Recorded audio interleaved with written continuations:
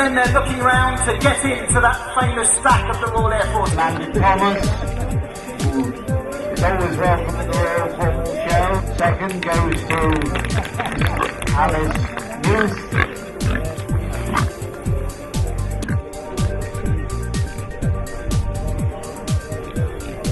And third prize goes to the Uglo family from Milton Abbott, Livestock.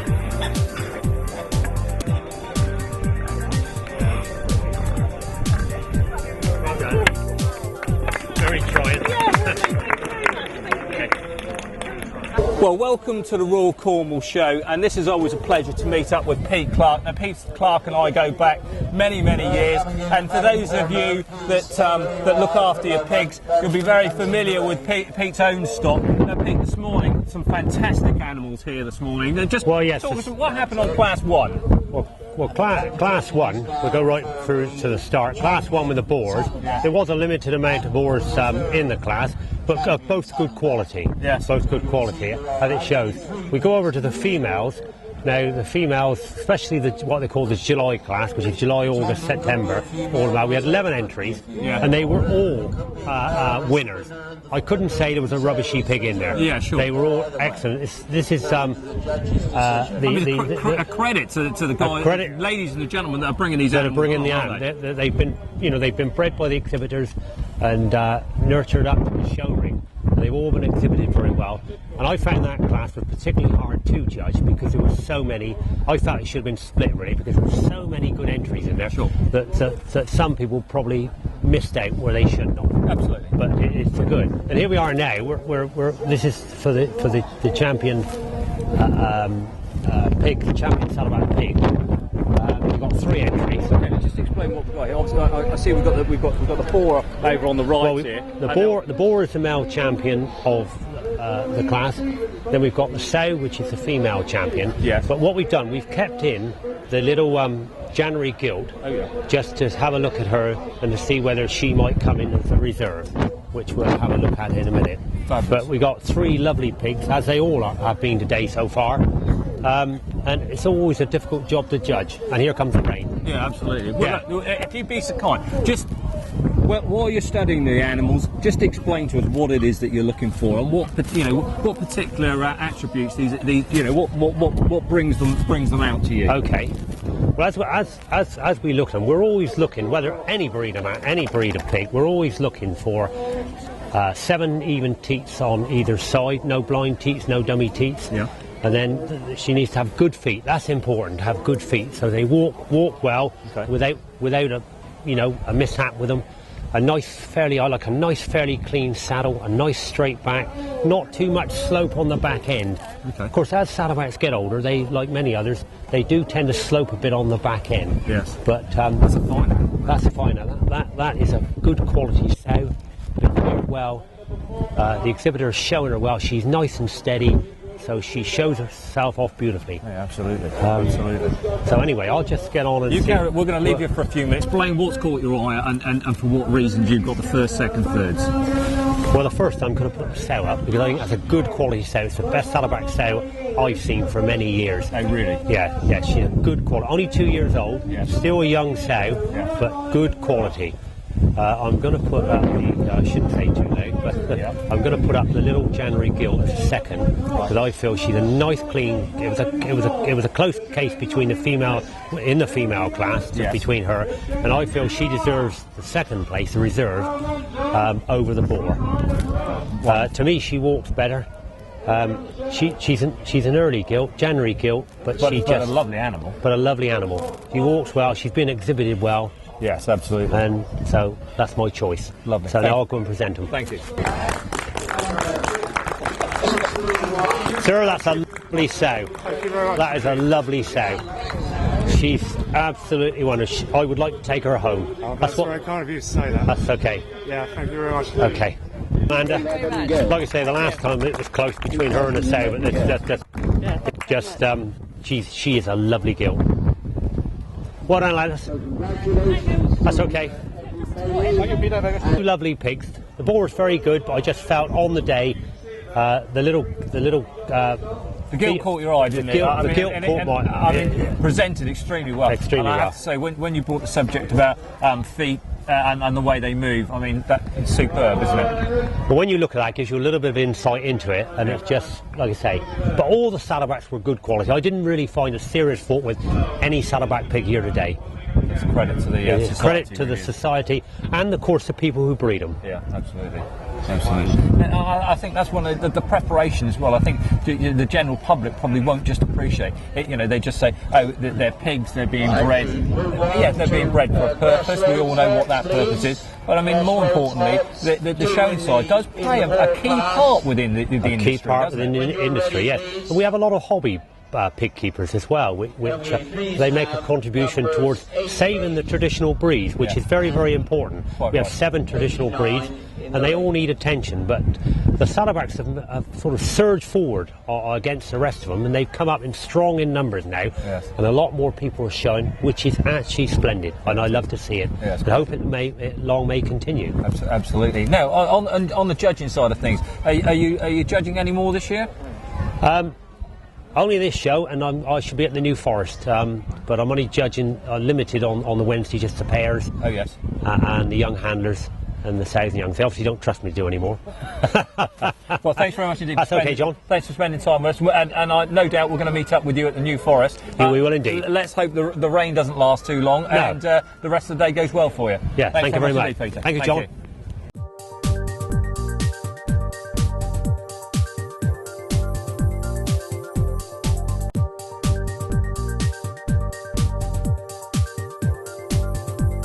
Well, the Premiership does play a key part with Barclays, but more importantly, I think that the agricultural division very key, isn't it? Well, that's the main reason that we're here, of course, and it's a great opportunity for us to talk to our farming customers and prospective customers in Cornwall. We've got lots of customers in this part of the world. Great farming country, absolutely. Super livestock, and you just see all of the livestock when you go around here. There's some super stuff here. So it's an opportunity for us to meet up with our customers, say thank you to them for the business. We've raised quite a lot of money for charity today as well.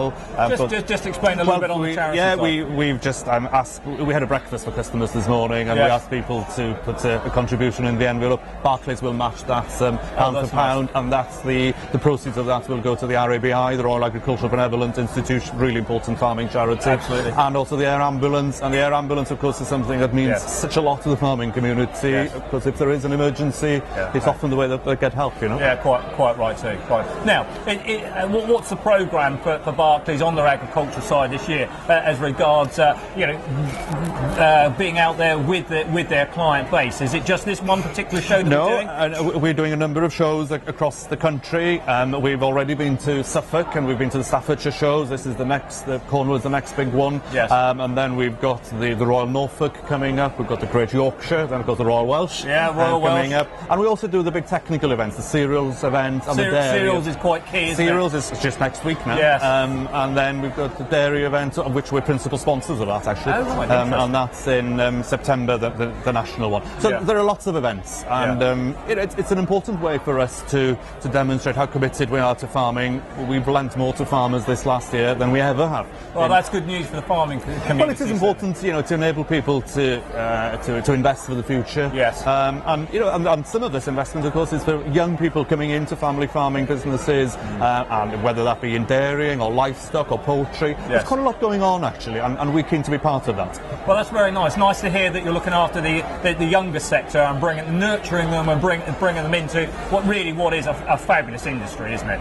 It is, and I think that there are going to be, there are always challenges, but I think there are real opportunities for this industry. The world is going to need a serious amount of food if you just look at population forecast. A lot of talk at this show is also about the opportunities for renewable energy. Yes. Good deal of interest in this part of the world in solar power, but also wind energy and other parts of the country, and anaerobic digestion and hydro scheme as well. So there's lots going on in farming. Food production is still the core of their activities, but there's managing the countryside and there's producing renewable energy. It's a pretty exciting time for this industry. And I agree. We have a lot of feedback from the colleges. Colleges are seeing record entries for the younger members coming in, looking to go into the farming community. So yes, it is exciting times at the moment. It is particularly good to see young people coming into the sector, and that I think demonstrates that there is some confidence in the future. And it's a great industry to be in. It's hard work, and sometimes there are difficult times, but it's very rewarding as well. Well, it's a fabulous meeting up this morning. Nice Glad to see Barclays are doing everything they can to help the agricultural industry, and hope it may concern and carry on. Thank you very much. Thank you.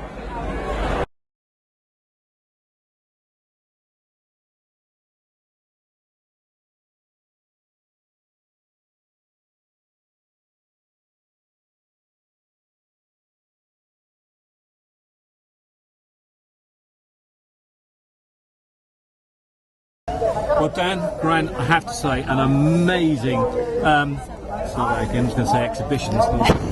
Ready? Good. Dan, Grant, I have to say, what you've just done with that animal is absolutely amazing. Now, come on, guys, just explain a little bit about, about what you're doing with these animals. Okay, well, basically, what we try and do is get a bond of trust with them, communicate with them through their own language. They communicate through a body language, it's gestures, it's movements. Yeah. They try and move you around, and we have to try and move them around to kind of take control and gain that trust. Yeah. That's kind of how their hierarchy works. It's about who's moving who. The lead mare in any kind of wild herd or even a domestic herd is only going to need to lift up its head and just give something a look. If it doesn't want another horse to eat or to go to the water, whatever it is, it's not about fighting and screaming and kicking. It's just going to give it a look, and the other horse is going to go, "Ooh, okay." Yeah. That's kind of, so we're putting ourselves in that position to become dominant without using the violence and all the bad side of things, to get to the level of respect that we want to start with, and then we can say, okay, so if you stay here, I'm going to stay here, but if you do this negatively, then I'm going to do this and push you right back down, allow you to come up, so you end up with all this business going on until it levels out. Interesting. Now, we had the pleasure of working with Monty Roberts not that many months ago, and I know you guys very close to him and work very closely with him. Now, just to explain, what was your involvement with Monty Roberts? Well, we started out as riders for him on demonstrations and horse handlers. So, when he needed an extra pair of hands during a demonstration, maybe holding a horse, maybe picking up a foot, maybe, working with plastic, basically working as an assistant. Yeah. And then when he needed a rider, we were the ones that got on and rode the horses, if they were, for young horses for starting, or maybe a bucking horse or so on and so forth. Right. We've both been kind of riding for him for a long, long time. I mean, close to 10 years, somewhere around 10-year mark, isn't it? You've worked very closely for a long time. Yeah. Okay, now, businesses are based in the UK? Yeah, I'm based in Northamptonshire, a little village called Byfield. And I'm based in St near Collerford Lake, just up the road from here. So we're finally doing something on my own turf. Yeah, absolutely. No, so for all those people that have been viewing this, and anybody looking for any assistance, you guys can really can help them. Absolutely, yeah. And what sort of animals are we looking at? I mean, from sort of my perspective, we get involved with a lot of show jumpers and cross country, through to maybe a small pony for a young child. You look after all those sort of... Yeah, kind of like, it doesn't change, a horse's behaviour is a horse's behaviour. Each horse is an individual, but it doesn't matter whether it's a small child's pony, right the way through to a top-class show jumper or dressage horse. The instinct, the behaviour is still all there right the way through, and if you have an understanding of that, then you can train any kind of problem. And it's also the same in different countries. A horse is a horse is a horse. Yeah, sure. And although there's obviously different cultural differences that cause different kind of remedial problems, the way to deal with them is the same. It's the same, yeah. I mean, between us, we've worked in, 30, 40 countries, I guess. Yeah, from Zimbabwe to Iceland, Norway, all over the place. Pretty much all of Europe as well. I'm going to let you guys go because I know you've got people waiting for it. Thank you very much indeed for that demonstration. Thank you very much. Thank you very much for your time. Much appreciated. Thank you. There you are. Now that's the shotgun. He has a look through the bars, and eventually he finds us a way in. They don't take long to get in there, either. And then once they're in, they can't get out. Oh, they can. He wants it! Look at him, he's coming down with his last shake! There we go! 2-3 blows left. 10 minutes 26, 10 minutes 27, 10 minutes 28.